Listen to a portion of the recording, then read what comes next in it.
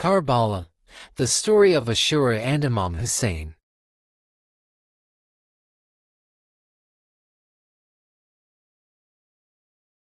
More than 13 centuries have passed since the sands of Karbala witnessed one of the most powerful and emotional events in human history. Yet the story remains alive. Every year, millions of people remember it, not simply because a battle took place, but because it became a timeless symbol of courage, sacrifice, justice, and resistance against oppression. The story of Karbala is not merely a tale of war. It is the story of a man who stood against overwhelming power because he believed that truth was more valuable than life itself. It is the story of faith tested under impossible circumstances. It is the story of family members, companions, women, and children who endured unimaginable suffering for principles they refused to abandon. At the center of this story stands Imam Husayn ibn Ali, the beloved grandson of Prophet Muhammad. His stand at Karbala transformed him into one of history's most enduring symbols of moral courage. To understand what happened on the day of Ashura, however, we must first understand the world that existed before Karbala. The roots of the tragedy stretch back decades before the battle itself. Imam Hussain was born in Medina, one of the holiest cities in Islam. He was the son of Ali ibn Abi Talib and Fatima, the daughter of Prophet Muhammad. Through both his father and mother, Hussain belonged to the Prophet's closest family. The Prophet Muhammad loved Hussain deeply. Historical traditions describe how he would carry his grandsons Hassan and Hussain on his shoulders, embrace them publicly, and express his affection for them before his companions. Numerous accounts describe the Prophet speaking of their special status and significance. For Muslims, Hussain was not simply the Prophet's grandson. He represented the continuation of the Prophet's household, known as al-Bayt, the family whose lives were closely connected to the earliest history of Islam.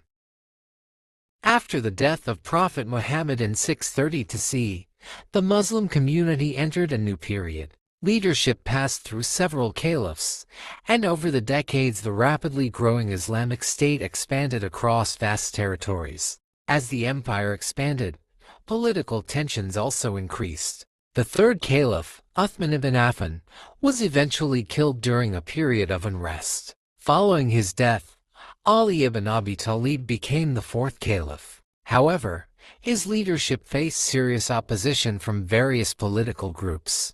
The Muslim world soon entered a period of civil conflict known as the First Fitna, or the first major internal struggle within the Islamic community.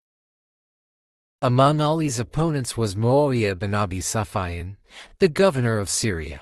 Muawiyah possessed significant political power and controlled a strong military force. Disagreements between Ali and Muawiyah eventually led to armed conflict. One of the most significant confrontations occurred at the Battle of Siffin in 657 CE. Although the battle did not produce a decisive victory, it deepened divisions within the Muslim community. Years later, Ali was assassinated while praying in Kufa. His death marked a turning point. Following Ali's death, his eldest son Hassan became a leader recognized by many Muslims. However, continuing civil war threatened further bloodshed across the Islamic world. Seeking peace, Hassan eventually reached an agreement with Muawiyah. Under the terms of that agreement, Hassan stepped aside from political leadership, allowing Muawiyah to rule. Many historical sources indicate that the arrangement was intended to prevent further conflict and preserve unity among Muslims. For a time, stability returned. Muawiyah established what became known as the Umayyad dynasty and governed from Damascus. He ruled for many years and maintained relative order throughout much of the empire. Yet one decision made near the end of his life would change history forever. Traditionally, leadership among Muslims had not been inherited in the same way as a monarchy. However, Muawiyah sought to secure succession for his son Yazid. This decision generated controversy. Many respected figures within the Muslim community questioned whether Yazid possessed the moral and spiritual qualities necessary for leadership. Critics argued that leadership should be based on merit, character, and religious integrity rather than hereditary succession. Among those who opposed pledging allegiance to Yazid was Imam Hussain. When Muawiyah died in 680 CE, Yazid immediately moved to consolidate power. Governors throughout the empire were instructed to obtain pledges of loyalty from influential leaders. In Medina, the governor received orders to secure Hussein's allegiance without delay. The request placed Husayn in an extraordinarily difficult position. Accepting Yazid's authority would mean recognizing a ruler whose conduct and leadership Husayn believed contradicted Islamic principles. Refusing allegiance, however, could place him and his family in grave danger. The governor summoned Husayn for a meeting. Historical accounts describe a tense atmosphere. Husayn understood the significance of the demand. He knew that his decision would affect not only himself but potentially the future of the Muslim community. Rather than submit immediately, Husayn requested time. Soon afterward, he made a momentous decision. He would leave Medina. The city of Medina carried immense personal significance. It was the city where his grandfather had established the Muslim community. It was home. It contained memories of family, faith, and history. Leaving Medina was not simply a change of residence. It was the beginning of a journey that would ultimately lead to Karbala. As Husayn prepared to depart, many people sensed that a critical chapter in history was unfolding. He traveled with members of his family and close supporters toward Mecca, the holiest city in Islam. The journey to Mecca offered temporary safety. During this period, news of Husayn's refusal to recognize Yazid spread across various regions. Many Muslims who were dissatisfied with Umayyad rule viewed Husayn as a symbol of legitimate and principled leadership. Among the places where support for Husayn appeared strongest was the city of Kufa in present-day Iraq. Kufa had once served as the capital during Ali's caliphate. Many residents retained deep respect and affection for Ali's family. As reports of Husayn's stance circulated, letters began arriving from Kufa. Then more letters arrived. Soon hundreds of letters were reaching Mecca. The writers urged Husayn to come to Kufa. They promised support, loyalty, and protection. They assured him that large numbers of people were prepared to stand with him against Yazid's rule. The messages painted an encouraging picture. According to many historical traditions, thousands of individuals expressed willingness to support Husayn if he came to Iraq. Husayn approached the situation cautiously. Rather than immediately acting upon these invitations, he decided to verify the claims. He selected his cousin, Muslim ibn Ali, as his representative. Muslim was respected, trustworthy, and capable. His mission was to travel to Kufa, assess conditions directly, and determine whether the promises of support were genuine. The journey of Muslim ibn Ali would become one of the most significant episodes leading to Karbala. When Muslim arrived in Kufa, the initial response appeared overwhelmingly positive. Crowds gathered around him. Many residents pledged support for Husayn. Reports sent back to Mecca suggested that significant backing existed for Husayn's cause. For a brief moment, it seemed possible that Kufa might become the center of a movement opposing Yazid's authority. But political realities were changing rapidly. Yazid's government understood the importance of Kufa. A new governor, Ubaydullah ibn Ziyad, was appointed to take control of the situation. Unlike previous administrators, Ibn Ziyad adopted a far more aggressive approach. He entered Kufa determined to eliminate support for Husayn before it could become a serious challenge. Using intimidation, surveillance, threats, and political pressure, he began dismantling the network that had welcomed Muslim ibn Ali. Fear spread through the city. People who had enthusiastically pledged support suddenly faced severe consequences for their actions. Tribal leaders came under pressure. Families worried about punishment. The atmosphere transformed almost overnight. One by one, supporters began disappearing from public view. The crowds that had once gathered around Muslim grew smaller. Promises that had seemed strong began to weaken. The political pressure exerted by Ibn Ziyad proved devastating. Eventually Muslim Ibn Aqil found himself increasingly isolated. The city that had once appeared ready to support Husayn was becoming silent. Many residents still sympathized with Husayn, but fear now governed their actions. The dramatic collapse of support left Muslim vulnerable. Soon he was captured by the governor's forces. Before his execution, Muslim reportedly remained steadfast in his loyalty to Husayn. His death marked a critical turning point. The man sent to assess conditions in Kufa had been killed, and the support he had witnessed had largely evaporated under political pressure. Yet far away from Kufa, Husayn was already moving toward Iraq. The tragic chain of events leading to Karbala had begun. The desert road stretched ahead.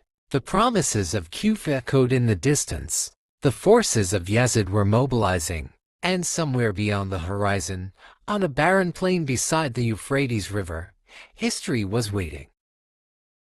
As Imam Hussain prepared to leave Mecca, the political situation across the Islamic world was becoming increasingly dangerous. Months had passed since Yazid's accession to power. While many influential figures had eventually submitted to the new ruler, Husayn remained firm in his refusal to offer allegiance. For him, the issue was not a personal struggle for power. It was a question of principle. He believed that leadership of the Muslim community carried moral and religious responsibilities that could not be ignored.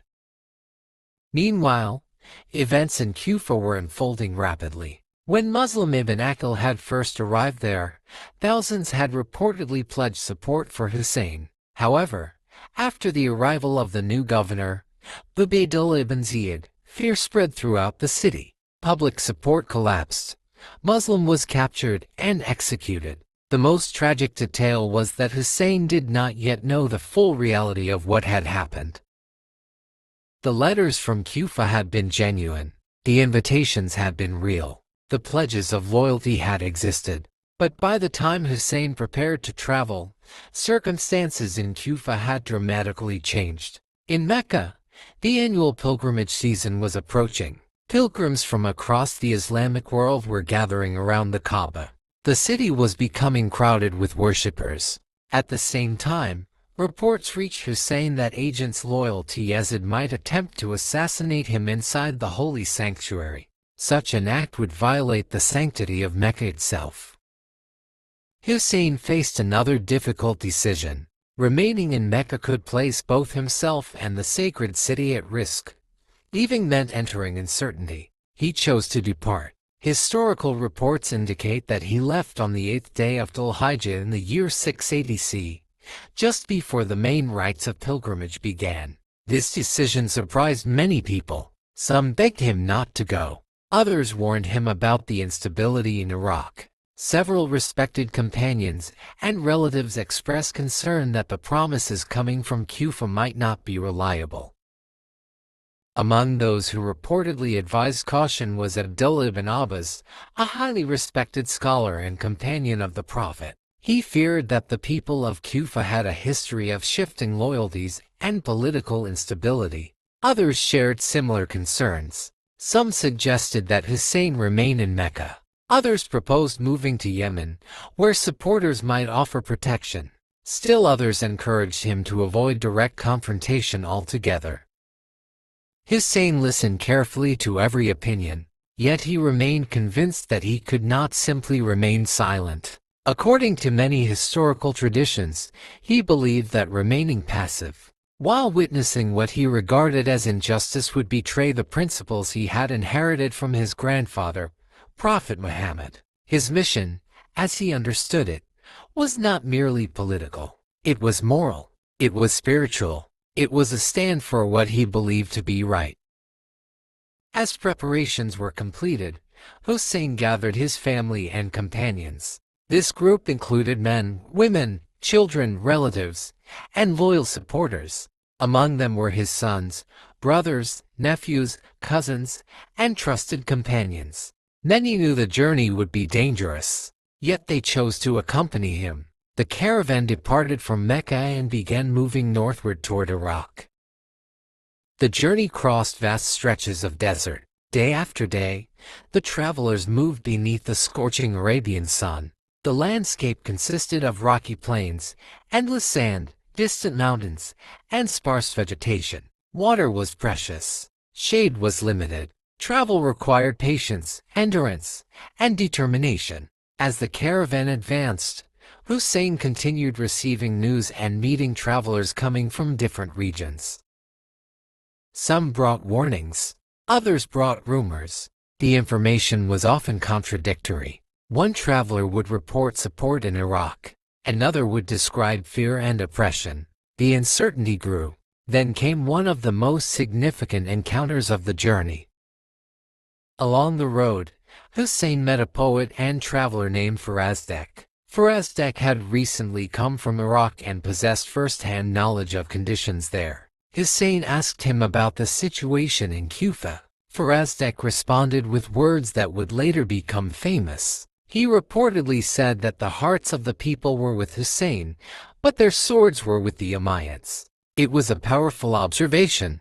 Many people admired Husayn. Many respected him. Many wished him success. But admiration alone would not determine events. Political pressure, fear, and survival often influenced actions more strongly than ideals. Despite the warning, Husayn continued. As the caravan progressed deeper into the desert, another devastating piece of news arrived. Messengers informed him that Muslim ibn Ali had been killed. The news struck the travelers like a thunderbolt. Muslim had been more than a representative. He was family. He was trusted. He had been sent to verify conditions in Kufa. Now he was dead. The implications were enormous. The city that had invited Husayn no longer appeared safe. Many leaders in Husayn's position might have turned back. Some members of the caravan suggested reconsidering the journey. Others believed returning was now the wisest course. Yet Husayn chose to continue. Different historical sources provide varying explanations for this decision. Some emphasize his sense of duty. Others point to commitments already made. Still others highlight his belief that withdrawing would legitimize Yazid's rule. Whatever the precise reasoning, the decision proved decisive. The road to Karbala remained open. The caravan pressed onward. As they traveled further, another event occurred that would permanently shape history. A military force appeared on the horizon. Dust rose from the desert. Armed riders approached. The commander was a man named Hur bin Yazid al-Riyahi. Hur had been dispatched by authorities in Kufa. His orders were clear. He was not authorized to attack Husayn immediately. Instead, he was instructed to intercept the caravan and prevent it from freely reaching Kufa. When the two groups met, the atmosphere was tense. Both sides understood the significance of the encounter. Hur commanded hundreds of soldiers. Husayn's group consisted largely of family members and supporters. Yet despite the tension, the meeting remained peaceful. One detail from the encounter became deeply remembered in historical accounts. Hur's soldiers were exhausted from travel. Many were thirsty. The desert heat was intense. Water supplies were limited. Rather than exploiting their weakness, Husayn instructed his companions to provide water to the soldiers and even their horses. The gesture demonstrated the values that guided him. Even when facing potential enemies, he chose compassion. The act left a lasting impression on many who witnessed it. After the two groups met, Husayn addressed Hur and his soldiers. He explained that he had come in response to invitations from Kufa. He stated that if the people no longer wanted him, he was prepared to reconsider his course. However, Hur's instructions left little room for negotiation. He could not allow Husayn to proceed freely. Neither could he permit him to return without authorization. The result was a tense stalemate. For days, Hur's forces accompanied the caravan. Wherever Husayn moved, the soldiers followed. The journey increasingly resembled an escort under surveillance. The sense of freedom gradually disappeared. With each passing day, the options available to Husayn became narrower. Eventually, new orders arrived. Her was instructed to direct Husayn toward an isolated area away from major population centers and away from access to strategic support. The caravan changed course. The travelers entered a desolate region. The landscape grew increasingly barren. There were no large towns nearby, no fortifications, no substantial settlements, only open deserts stretching toward the horizon. On the second day of Muharram in the year 61 corresponding to early October 680 C, the caravan reached a plain near the Euphrates River. When Husayn asked the name of the place, several names were mentioned. Among them was one that immediately attracted attention: Karbala.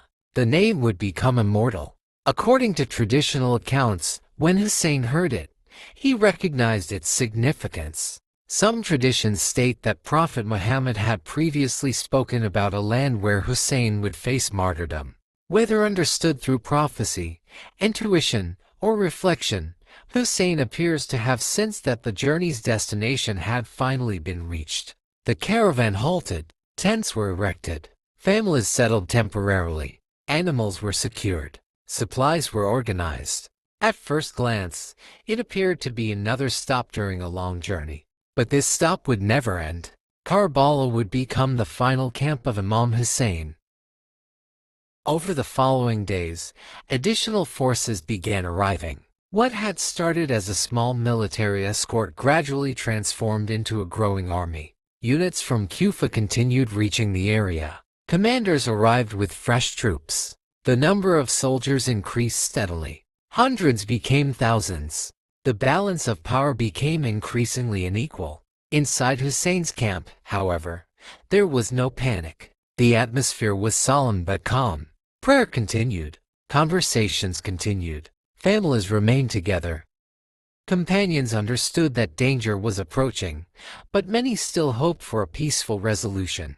Negotiations took place. Messages were exchanged. Various proposals were discussed. Husayn sought a solution that could prevent bloodshed. Historical reports preserve several possibilities that were considered, yet none succeeded. Political authorities in Kufa were determined to secure unconditional submission. Compromise became increasingly impossible. With each passing day, the circle tightened.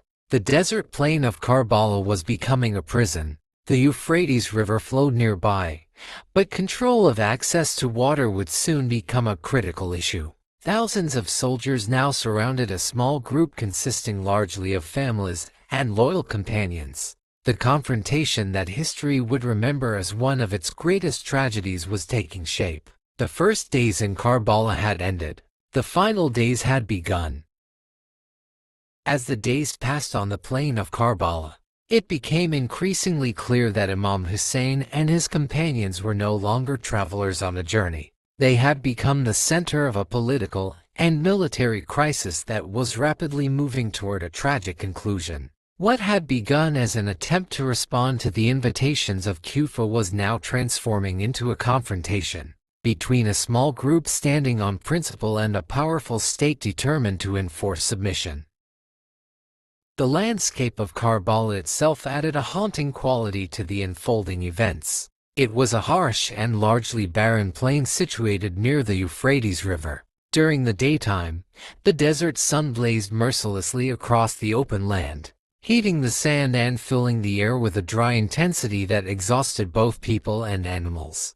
At night, however, the desert became quiet and cold, and beneath the stars the camp of Imam Hussain would gather in prayer, reflection, and discussion about the uncertain future that awaited them.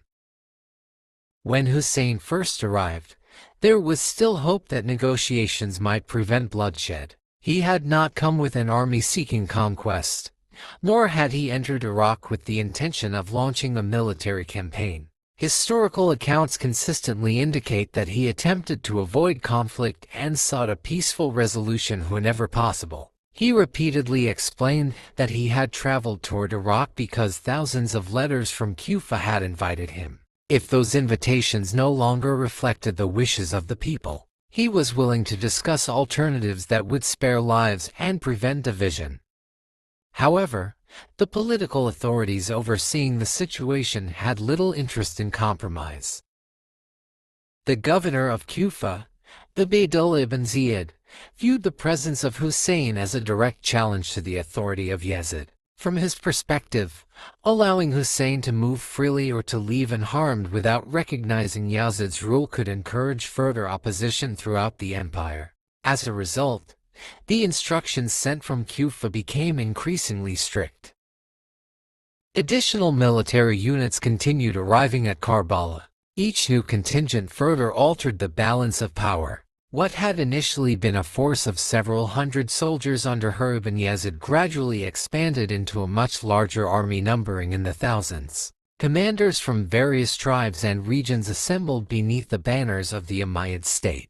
Their objective was clear: obtain Husayn's submission or force a resolution through military means. One of the most important commanders to arrive was Umar ibn Sa'd. He was appointed to lead the forces confronting Husayn and was tasked with bringing the situation to an end. Historical traditions often portray Umar ibn Sa'd as a man caught between political ambition and personal hesitation. Some reports suggest that he understood the gravity of fighting the grandson of Prophet Muhammad and initially sought to avoid direct conflict. Yet despite any reservations he may have possessed, he ultimately accepted command and remained responsible for overseeing the military operations that followed.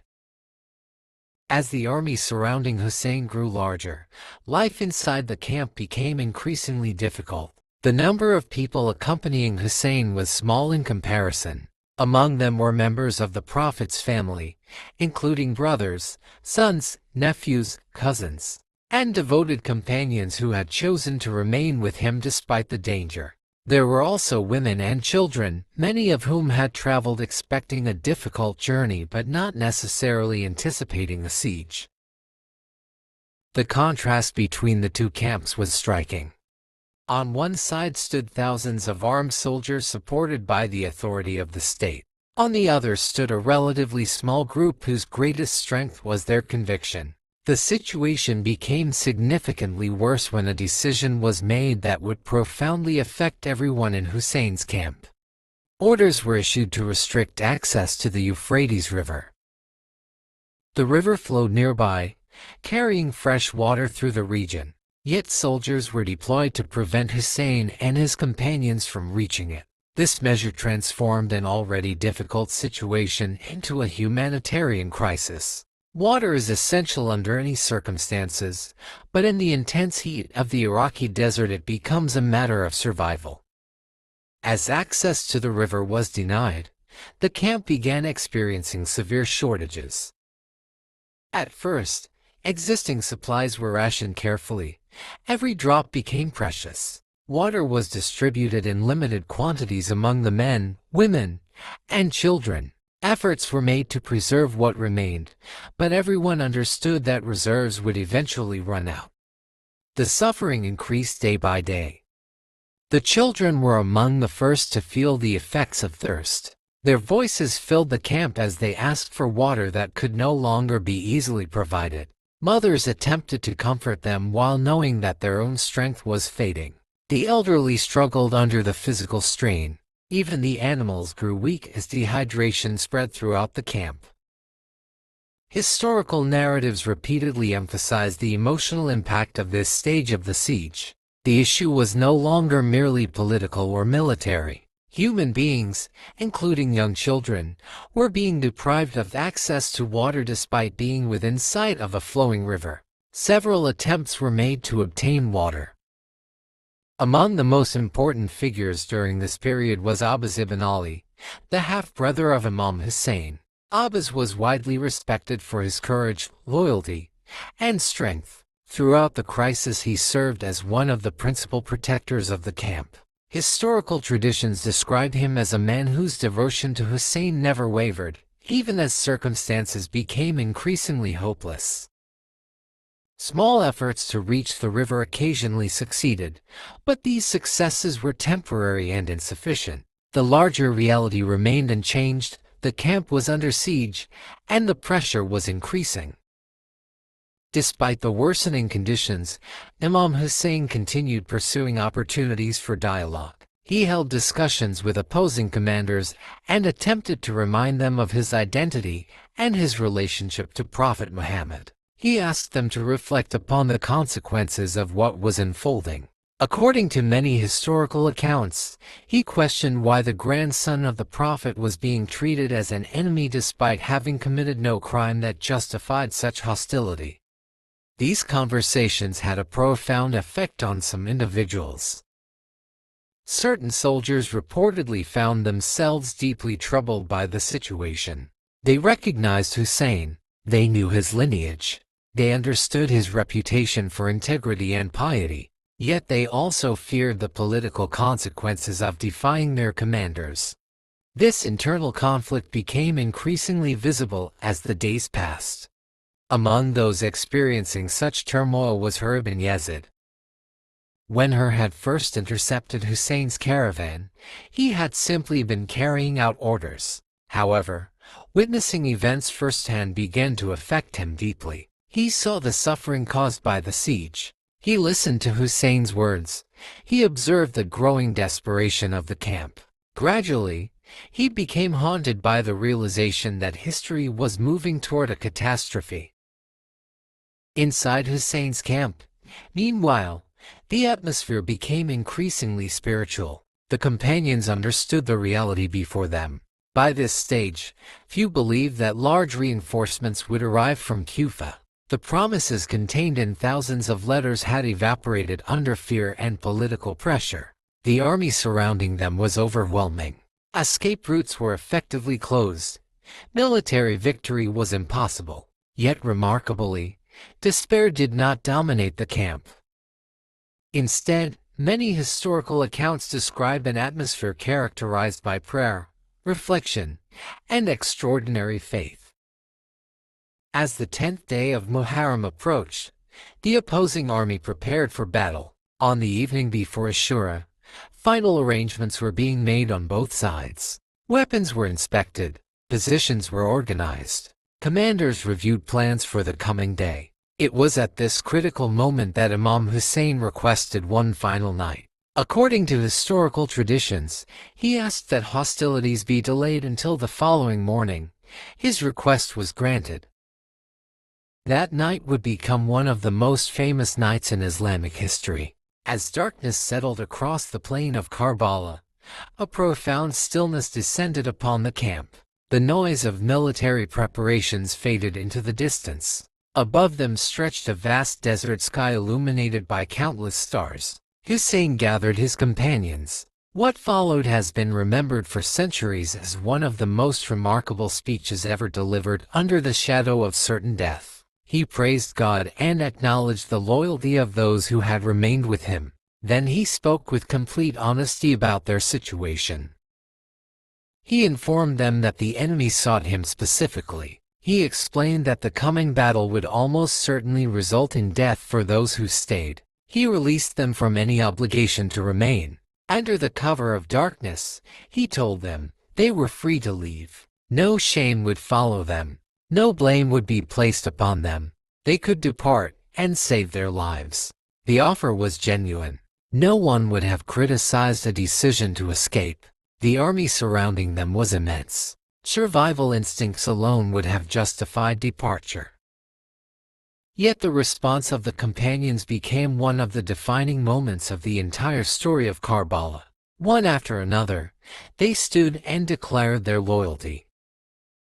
Some reportedly stated that even if they were killed and brought back to life repeatedly, they would still choose to stand beside him. Others insisted that abandoning Husayn at such a moment was unthinkable. Members of his family expressed the same determination. Young men and elderly companions alike affirmed that they would remain until the end. The gathering transformed into a demonstration of extraordinary commitment.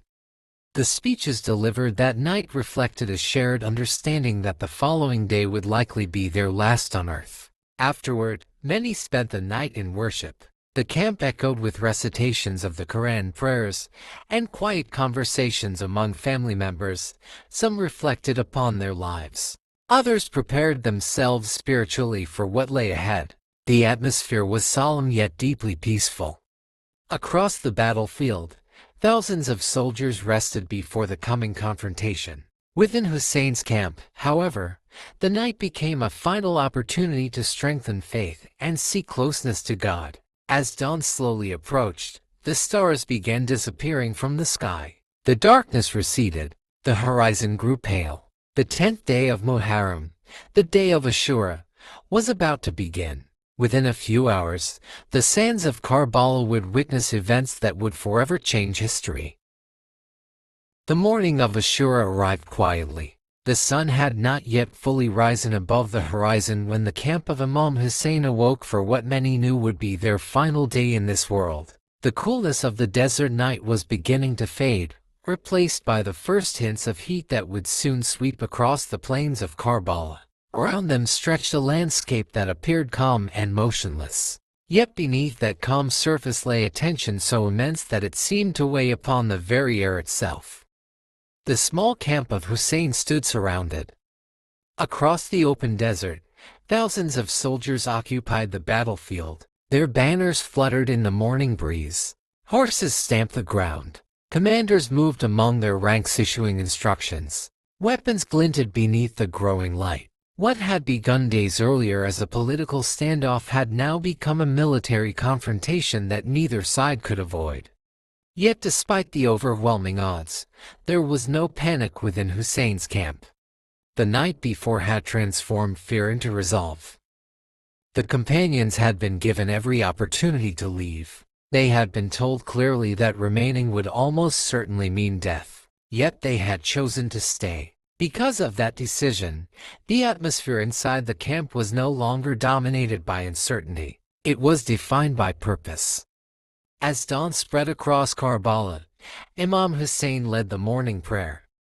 For those gathered behind him, this prayer carried a significance unlike any they had ever experienced. Every word seemed more meaningful. Every verse carried greater weight. Many understood that these might be among the final moments they would spend together. After prayer, preparations began. The number of Husayn's supporters was small. Historical reports vary regarding exact figures, but most traditions place the number at around 70 to 100 fighting men. Opposing them stood thousands. From a purely military perspective, the outcome appeared inevitable. Yet Karbala was never destined to be remembered because of military calculations. It would be remembered because of what happened when ordinary calculations no longer mattered. As the morning progressed, a remarkable event occurred. Among the commanders of the opposing forces was Hur ibn Yazid al-Riyahi, the same officer who had first intercepted Husayn's caravan weeks earlier. Since arriving at Karbala, Hur had witnessed every stage of the crisis. He had seen the siege. He had observed the denial of water. He had listened to Husayn's speeches. He had watched children suffer from thirst. Throughout the previous days, an intense struggle had unfolded within his conscience. Now, on the morning of Ashura, that struggle reached its conclusion. According to historical accounts, Hur approached the battlefield in visible distress. He reportedly asked fellow soldiers whether they truly intended to fight Husayn. When he realized that battle was now unavoidable, he became overwhelmed by the gravity of what was about to occur.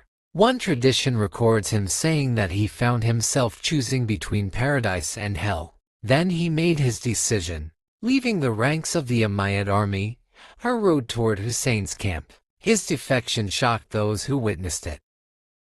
Only days earlier he had been responsible for restricting Husayn's movement. Now he was approaching the very people he had helped trap. When Hur arrived, he expressed deep regret for his actions and sought forgiveness. Imam Hussain received him with mercy. There was no humiliation, no vengeance, no bitterness. Instead, Husayn accepted his repentance. The man who had once blocked the road to Karbala now became one of its martyrs. Hur's decision remains one of the most powerful moments in the entire narrative because it demonstrated that even at the edge of catastrophe, moral courage remained possible. Soon afterward, Imam Hussain addressed the opposing army. Standing before thousands of soldiers, he spoke with dignity and clarity. He reminded them who he was. He reminded them that he was the grandson of Prophet Muhammad. He asked them to consider why they had come to fight him. He questioned what crime he had committed. Had he violated God's law? Had he shed innocent blood? Had he stolen wealth? What justification existed for treating him as an enemy? Many soldiers listened in silence. Some reportedly wept. Others lowered their heads. The truth of his words was difficult to deny. Yet despite the impact of his speech, the machinery of politics and power continued moving forward. Orders had been given. Commanders remained committed. The confrontation could no longer be stopped. As the sun climbed higher into the sky, the battle began. The opening stages followed the customs of warfare common in that era. Individual combatants emerged to challenge one another. Warriors from Hussein's camp stepped forward to face opponents many times their number. One by one, the companions entered battle. These were not mercenaries fighting for payment. They were not soldiers seeking territory. They were men who had consciously chosen to remain beside Hussein after being offered freedom. Each understood the likely outcome. Each fought knowing that survival was improbable. Historical traditions preserve the names of many of these companions because their loyalty became inseparable from the story of Karbala itself. As fighting intensified, losses began mounting. Companions who had prayed beside Hussein only hours earlier now fell upon the battlefield. The defenders were vastly outnumbered. Every loss weakened the camp further. Yet the resistance continued. Accounts describe extraordinary courage displayed by men who understood they were confronting impossible odds. Again and again they rode into battle. Again and again they returned wounded or not at all. As the morning progressed, members of Hussein's family also entered the battlefield. This aspect of Karbala distinguishes it from many other historical conflicts. Entire generations of one family stood together. Brothers fought beside brothers. Nephews fought beside uncles. Sons fought beside fathers. The tragedy unfolded not merely as a military defeat but as the destruction of a family before the eyes of those who loved them. Among the young men remembered in the narrative was Ali Akbar, one of Hussein's sons. Historical sources describe him as possessing a striking resemblance to Prophet Muhammad in appearance, character, and speech. Whenever members of the family wished to remember the Prophet, some traditions state that they would look upon Ali Akbar. As the battle intensified, Ali Akbar sought permission to enter the field. For a father, this moment was almost unbearable. Imam Hussain understood what the request meant. Granting permission would almost certainly lead to the loss of his son, yet denying permission would contradict the principles for which they were standing. Ali Akbar entered battle with courage and determination. He fought bravely despite overwhelming opposition. Eventually, however, he was surrounded and fatally wounded. Historical narratives describe Hussein rushing toward his son after hearing his final cries. The image of a father kneeling beside the dying body of his child became one of the most heartbreaking scenes remembered from Karbala. The tragedy deepened. One by one, other relatives entered battle. The sons of Hassan, the nephews of Hussein, and numerous members of the Prophet's extended family fell during the fighting.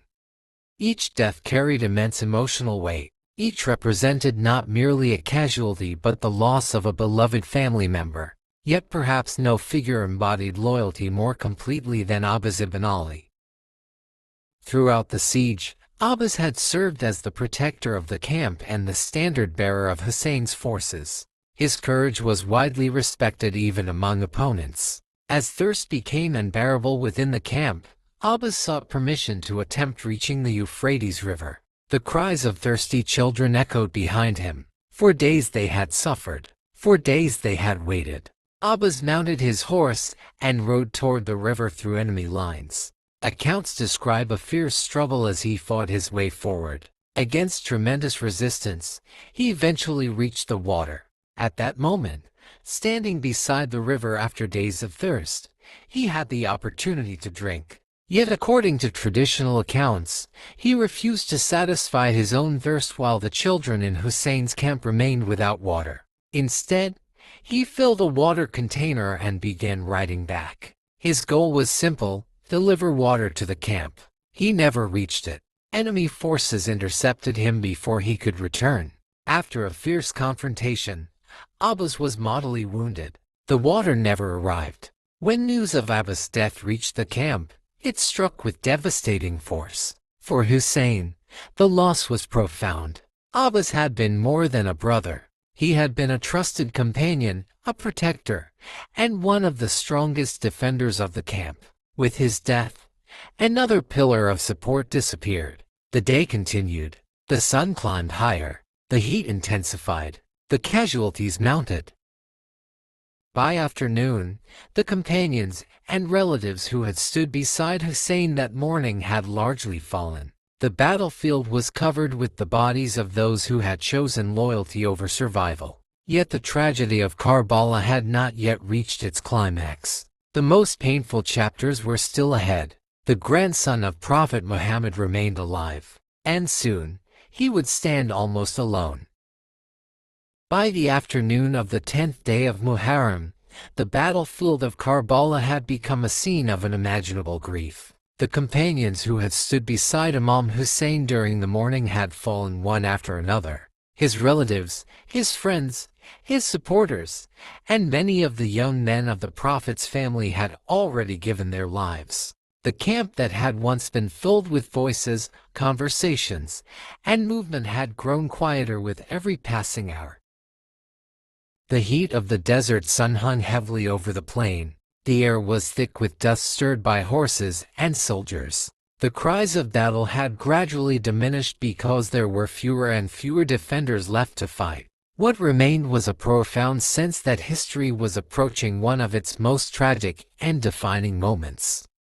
For Imam Hussain, the losses were not merely military. They were deeply personal.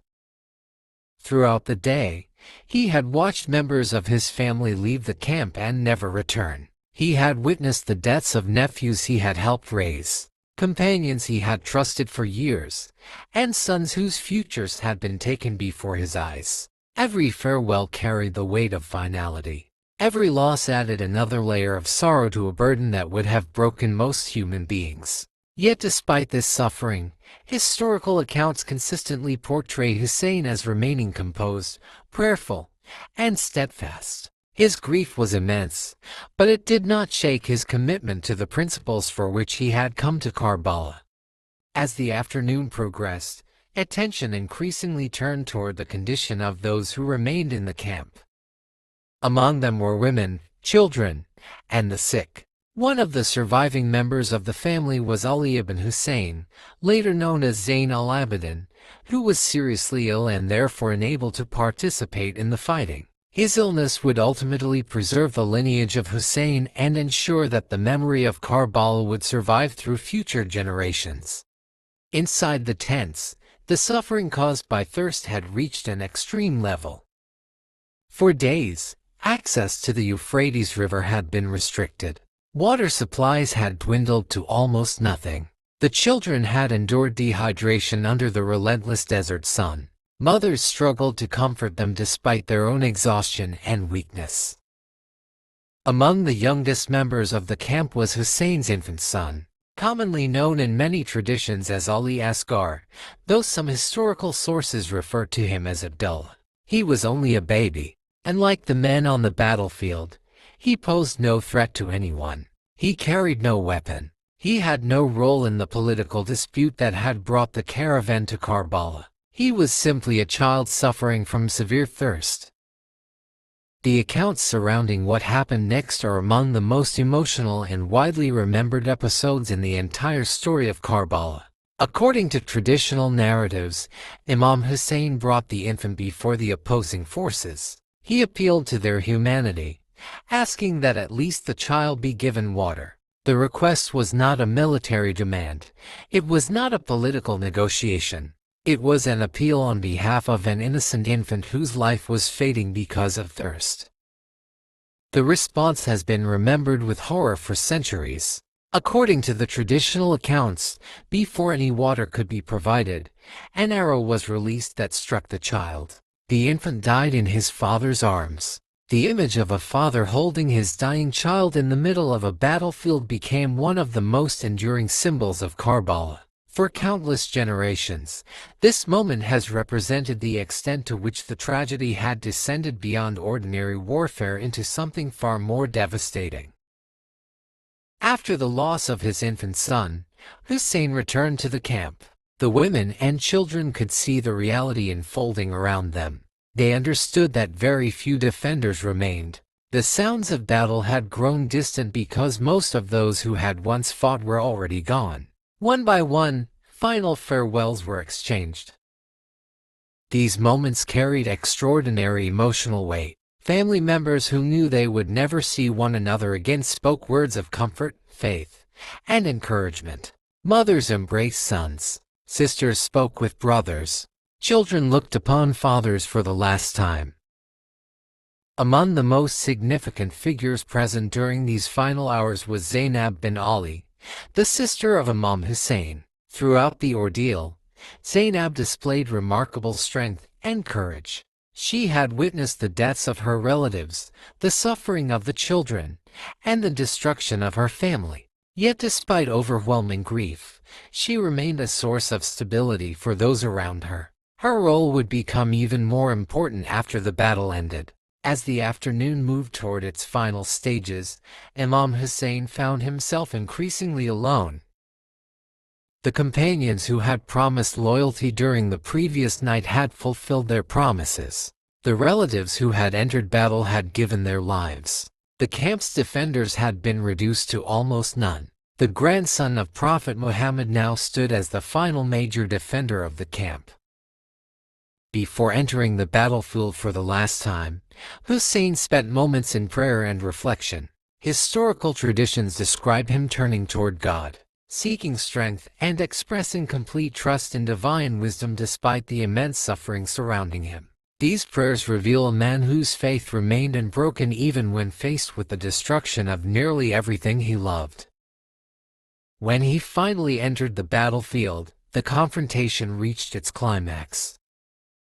The exact details vary among historical sources, but the overall picture remains consistent. Husayn fought with extraordinary courage despite exhaustion, thirst, grief, and overwhelming numerical disadvantage. By this point, he had endured days without adequate water and hours of emotional trauma that would have overwhelmed most individuals. Yet he continued standing. His resistance carried immense symbolic significance.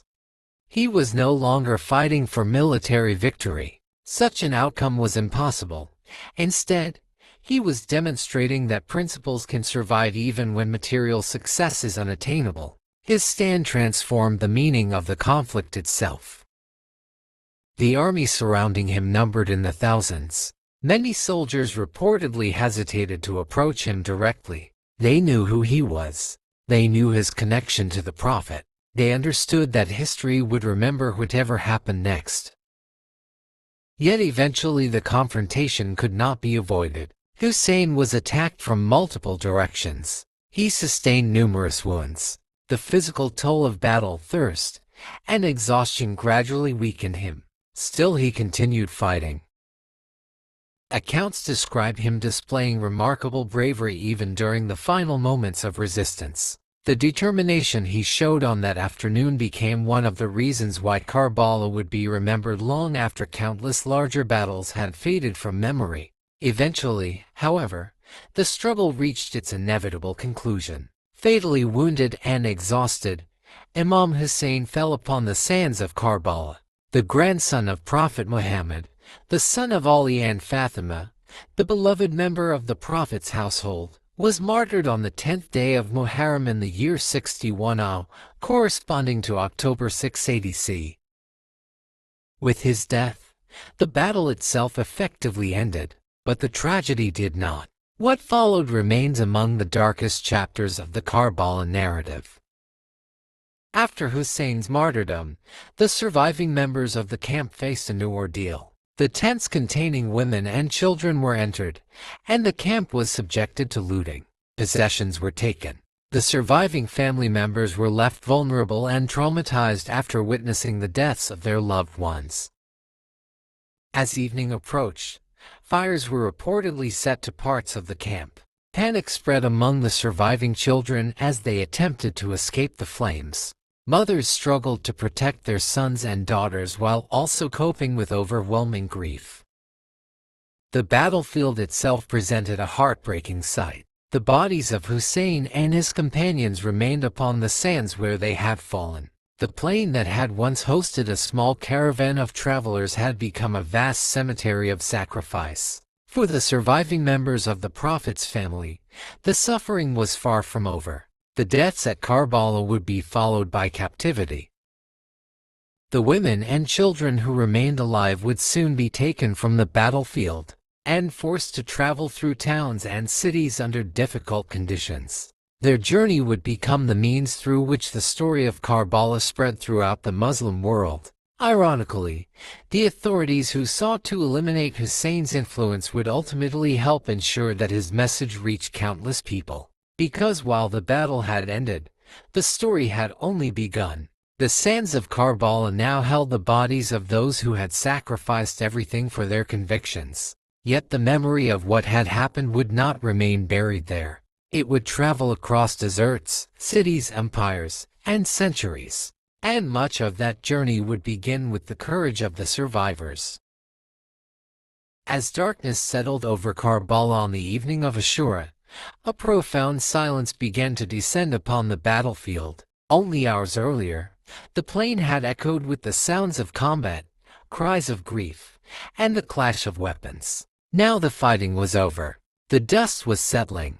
The sun was disappearing beyond the horizon. But for the surviving members of Imam Husayn's family, the true ordeal was only beginning. The battlefield was covered with the bodies of fathers, brothers, sons, nephews, and companions. The men who had stood beside Husayn had fulfilled their promises. They had fought until the end. Yet the women and children who remained alive now faced a future filled with uncertainty, fear, and unimaginable sorrow. Among them stood one of the most extraordinary figures in the entire story of Karbala, Zaynab bint Ali. She was the daughter of Ali ibn Abi Talib and Fatima, the granddaughter of Prophet Muhammad, and the sister of Imam Hussain. During the battle she had witnessed the deaths of her brothers, nephews, sons of relatives, and countless companions. She had watched her family endure thirst, siege, and destruction. She had seen Husayn leave the camp for the final time knowing he would never return. Most people would have been shattered by such suffering. Yet in the midst of catastrophe, Zaynab became the pillar upon which the surviving family depended. Throughout that terrifying night, she moved among the women and children, comforting them, protecting them, and helping them endure the trauma surrounding them. Children cried for fathers who would never answer. Mothers mourned sons who would never return. The camp that had once been filled with loved ones had become a place of grief. Among the survivors was Ali ibn Hussain, later known as Zayn al-Abidin. Because of severe illness, he had been unable to participate in the fighting. His survival would prove critically important, for through him the family line of Husayn would continue. Yet on that night, survival itself was uncertain. Historical accounts describe moments when even Ali ibn Husayn's life appeared to be in danger. Some soldiers reportedly considered killing the remaining male members of the family. It was during such moments that Zaynab's courage became crucial. She is remembered for placing herself between her nephew and those who threatened him, refusing to allow further bloodshed. By dawn, preparations were underway to remove the survivors from Karbala. The women and children who had witnessed one of history's greatest tragedies were now to be taken away as captives. For them, leaving Karbala was almost as painful as the battle itself. Behind them lay the graves and bodies of those they loved. Every step away from the battlefield meant increasing distance from fathers, brothers, husbands, and sons who would never be seen again in this life. As the caravan prepared to depart, many traditions describe moments of heartbreaking farewell. The survivors looked upon the battlefield one final time. Before them stretched a plain forever transformed by sacrifice. The journey from Karbala first led toward Kufa. For the survivors, the road was emotionally devastating. The desert that had once seemed merely harsh now felt endless. Every mile carried memories of what had happened. Every moment reinforced the reality that the family of Prophet Muhammad had suffered a catastrophe unprecedented in their lives. When the caravan approached Kufa, news of the battle had already spread. The city that had once invited Husayn to come now found itself confronting the consequences of its failure to support him. Many residents were shocked. Others were overwhelmed by guilt. Thousands of letters had originally encouraged Husayn to travel to Iraq. Thousands had promised assistance and loyalty. Yet when the moment of testing arrived, fear had silenced many of those voices. Now the survivors were entering the very city whose abandoned promises had contributed to the tragedy. Historical accounts describe large crowds gathering to witness their arrival. Some people wept openly. Others expressed regret and sorrow. Many had never imagined that events would end in such a manner. It was within this atmosphere that Zaynab delivered one of the most significant speeches in Islamic history. Standing before the people of Kufa, she spoke with remarkable courage and eloquence. Despite her grief, despite her captivity, despite the losses she had endured, her words carried extraordinary strength. She reminded the people of their broken promises. She challenged their silence. She confronted them with the reality of what had happened. According to historical traditions, her speech had a profound emotional impact. Many listeners reportedly began crying. Others were overcome with shame. The people who had failed to support Husayn were forced to confront the consequences of their actions.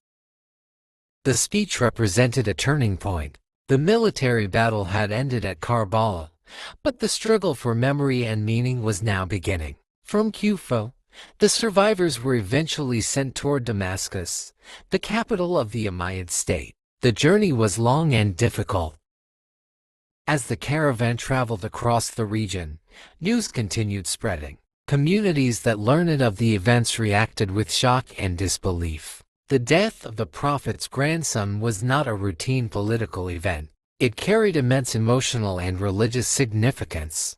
The further the story traveled, the harder it became to suppress. When the survivors reached Damascus, they entered the center of political power. Yazid's court represented the authority that had sought to secure control of the Muslim world. Yet despite possessing armies, wealth, and government institutions, political power now faced an unexpected challenge. The survivors of Karbala carried something stronger than force. They carried the truth of what had happened. One of the most important moments in Damascus involved Ali ibn Hussain. Though physically weakened by illness and emotionally devastated by loss, he delivered speeches that explained the events of Karbala and reminded audiences of his family's relationship to Prophet Muhammad. These speeches, together with those of Zaynab, ensured that the narrative of Karbala would not disappear. The survivors refused to allow the tragedy to be forgotten.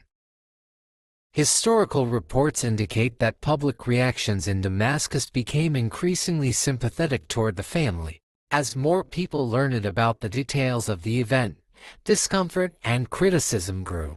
The authorities may have achieved a military victory, but they were losing control of the moral narrative. This distinction would become enormously important. Throughout history, many powerful governments have won battles only to lose the judgment of future generations. Karbala became one of the clearest examples of this phenomenon. On the battlefield, Husayn had been defeated. In memory, symbolism, and moral influence, he would become victorious. Eventually, the surviving members of the family were allowed to leave Damascus and return. Yet they did not return to the same world they had known before Karbala. Everything had changed. The Muslim community had witnessed an event that forced difficult questions about power, justice, leadership, and moral responsibility. The death of Hussein became far more than a historical incident.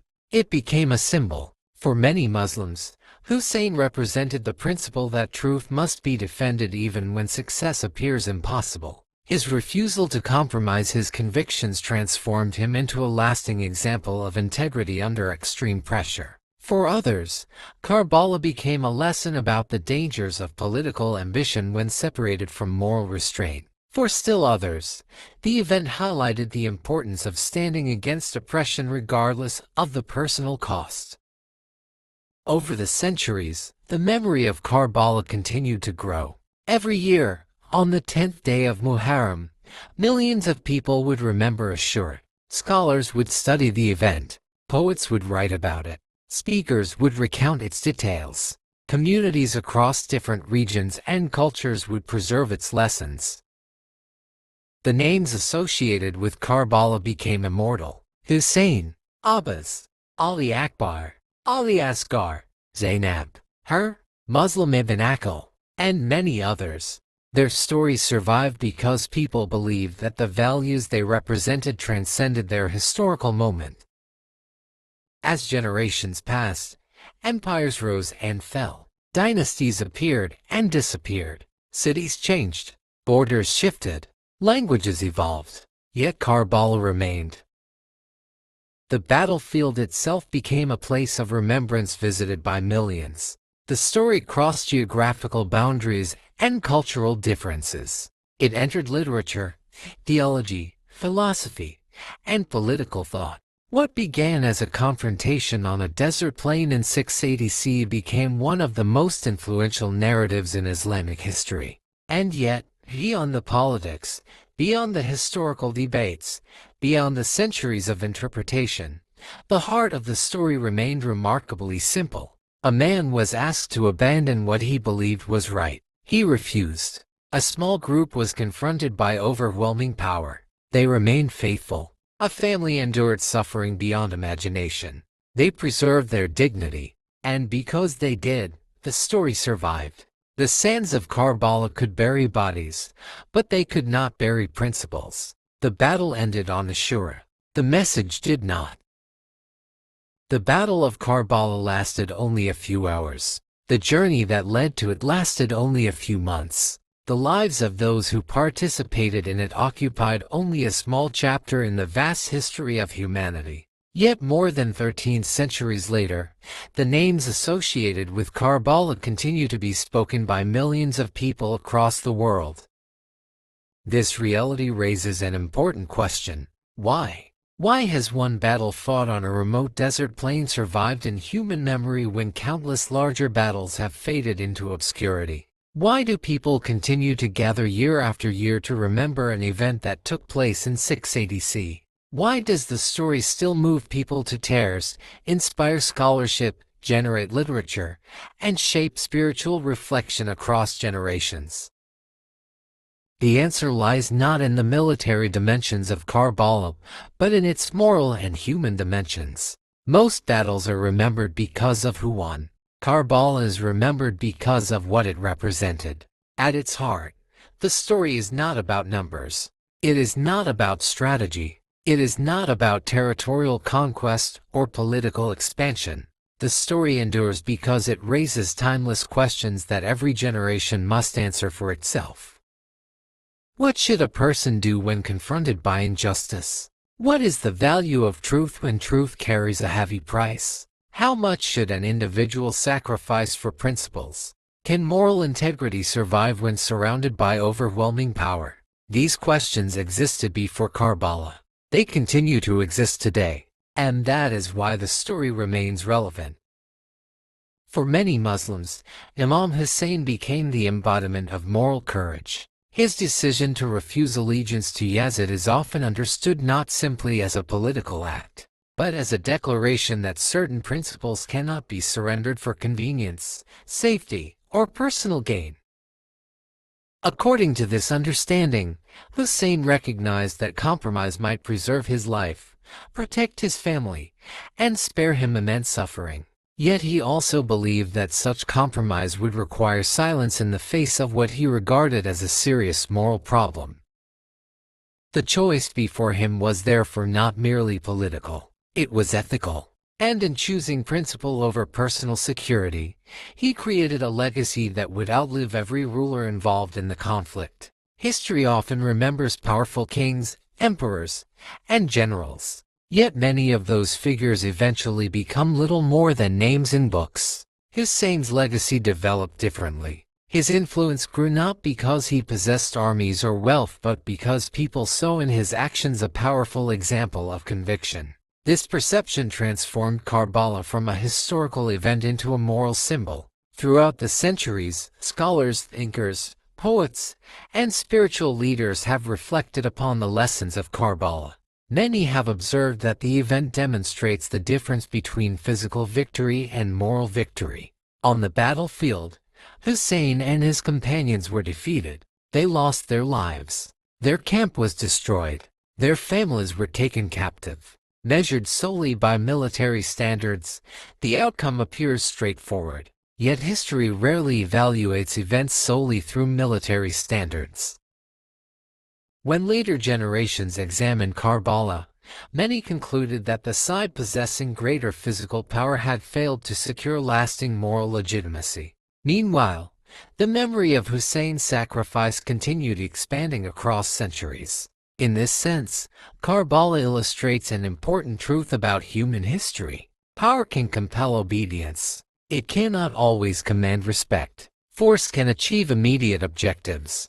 It cannot automatically win the judgment of future generations. The story also highlights the importance of individual responsibility. One of the most striking aspects of Karbala is that every major figure faced choices. Husayn chose to remain faithful to his convictions. His companions chose loyalty despite knowing the consequences. Hurt chose repentance when he realized the direction events were taking. Zaynab chose courage in the aftermath of tragedy. Even the ordinary people of Kufa faced choices, and many later regretted the decisions they made or failed to make. Because of this, Karbala is often remembered not merely as a conflict between groups, but as a series of individual moral decisions.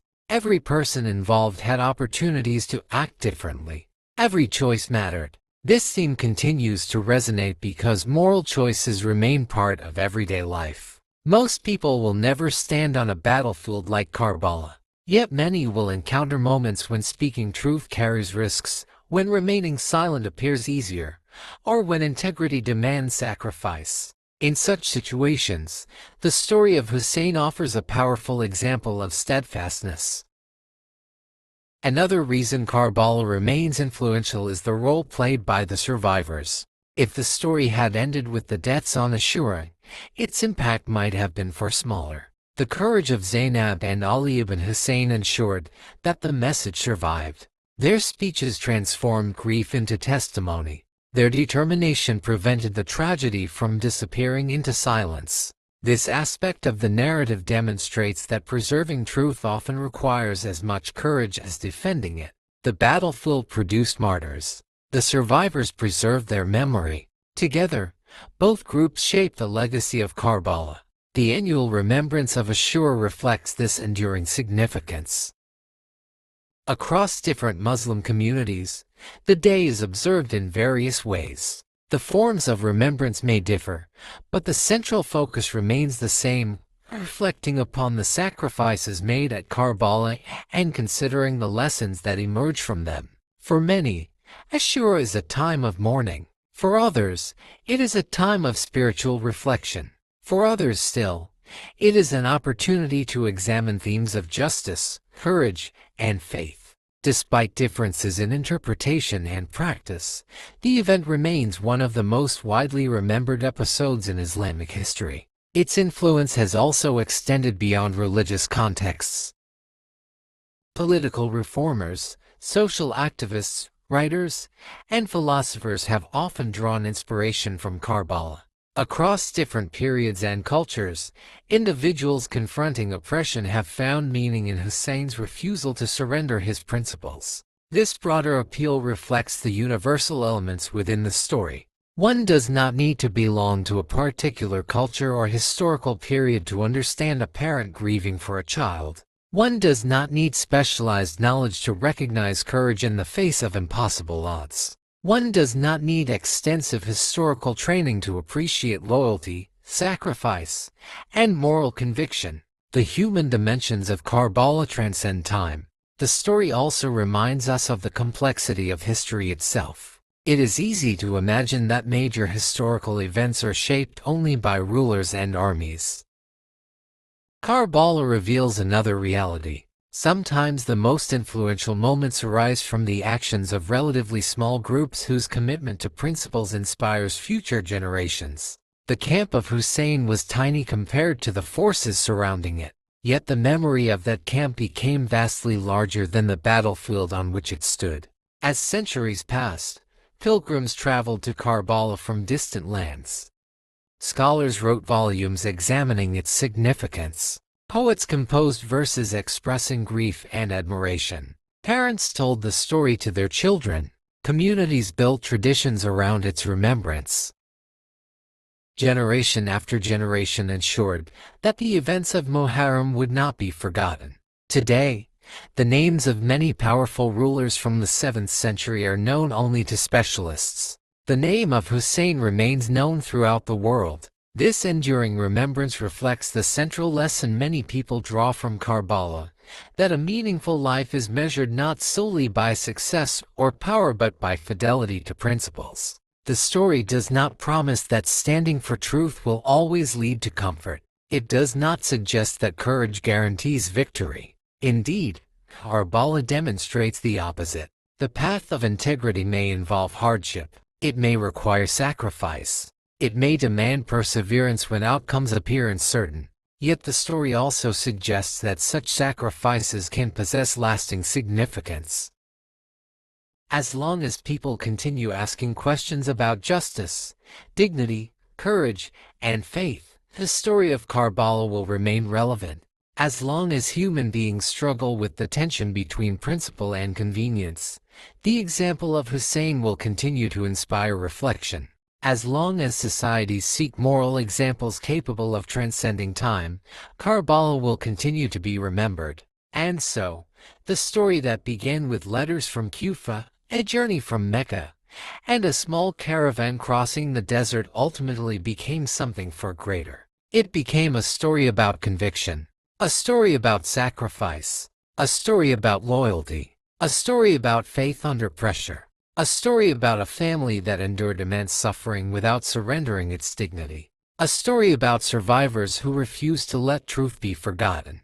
A story that began on the sands of Karbala but traveled across centuries. The battle ended on the 10th day of Muharram in the year 680 C. Its message continues to this day. And that is why, after more than 1300 years, the name of Imam Hussain still echoes through history. End of audiobook.